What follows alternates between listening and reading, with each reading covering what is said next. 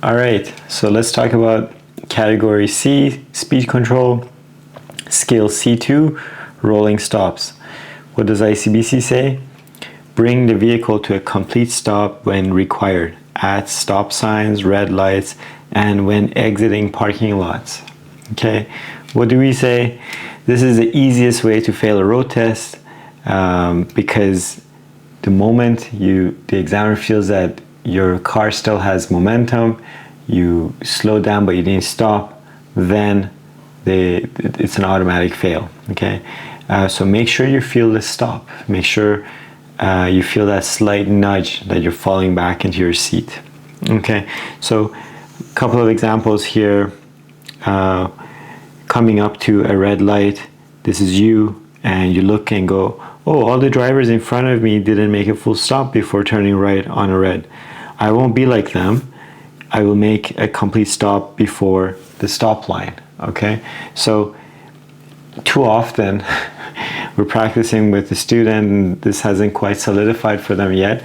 They come up to an intersection, the light is red, they see 3 cars in front of them roll and make the right turn, and they're like, well, I guess that's what I should be doing too. And it's like, nope, you need to make a complete stop at your stop line, before your stop line.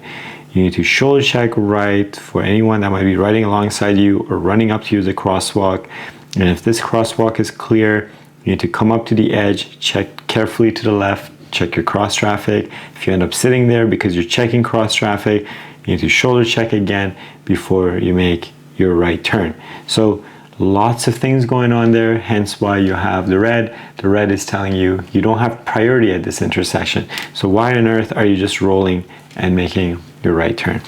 Same here with the stop sign, right? So you should be thinking, oh, my stop behind another car that stopped at an intersection is not necessarily my stop behind the stop line.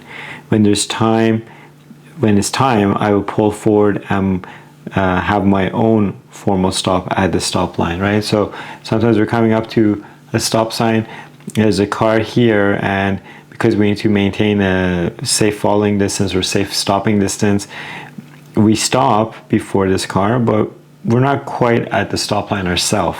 So just because we stopped with a safe stopping distance, once this guy clears out of the way, I still need to come up and make my own formal stop at this stop line. If I just roll into this position here, well, I'm going to get marked for a rolling stop.